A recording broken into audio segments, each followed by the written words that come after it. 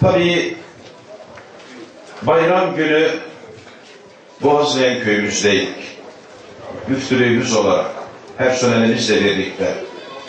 Her iki taziye çadırını da gelip, ziyaret edip, Fatiha'yı okuduk. Yatsı sonuna, gece yarısına kadar burada dertleşmeye çalıştık. Ve o anda şu duayı yapmıştık. İnşallah en kısa sürede Yüce Kur'an'da Allah neyi emrettiyse, Hüda Teala'nın emri ve Hatemül Enbiya'nın bu konudaki tavsiyeleri neyse o olur diye dualarımız olmuştu.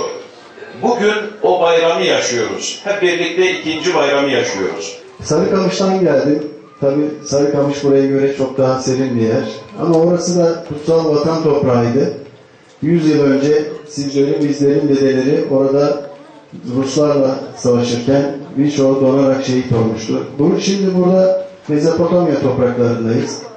Burası da binlerce yıllık dünyaya medeniyet dağıtmış topraklar. İnşallah hedefimiz tekrar o ilim irfan dağıtan, medeniyet dağıtan bir hale burayı kavuşturmak. Bunun için de sizlerle beraber, sizlerin desteğiyle, siyasetçilerimizin desteğiyle beraber çalışacağız inşallah. Ben tabii bu tür programlarda çok sözü uzatmak doğru olmaz. Teşekkür etmek için geldim. Ailelerin önderlerini tebrik ediyoruz. Çok erdemli, faziletli bir davranış. Yani bu örnek bir davranış. İnşallah bu tür şeyler bir daha olmaz.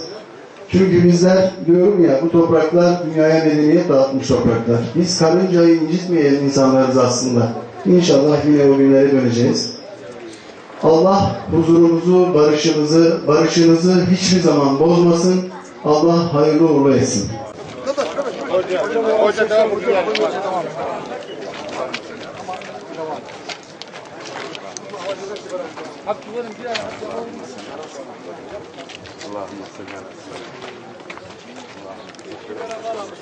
سلام على محمد اللهم صل على سيدنا محمد وبارك على حضرتك علينا وبارك على سيدنا وراك يا ربي وسلم يا نبي يا ربي نفسنا وجميعنا يا ربي بكثرة حكايتك وتعالى إلى الله سبحانه وتعالى